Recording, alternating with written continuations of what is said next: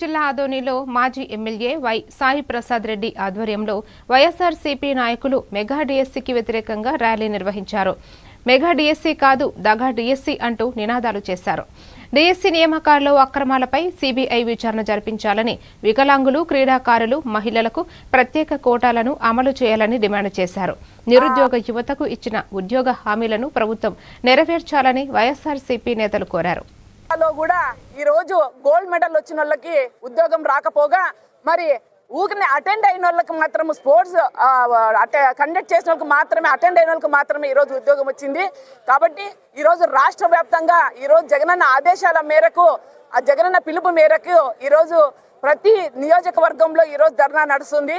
మీకు చిత్తశుద్ధి ఉంటే మా డిఎస్సీలో అవకతవకలు జరగలేదు అనే ధైర్యము దమ్ము ఉంటే మీరు ఎందుకు సిబిఐ విచారణకి ఇవ్వలేదు అని ఈరోజు ప్రశ్నిస్తున్నారు ప్రతి ఒక్కరు. ఎందుకంటే వాళ్ళు కూడా అన్యాయాన్ని ఖండించి బయటకు వచ్చి ప్రతి ఒక్కరు విద్యార్థులు కూడా ధర్నా చేస్తున్నారు.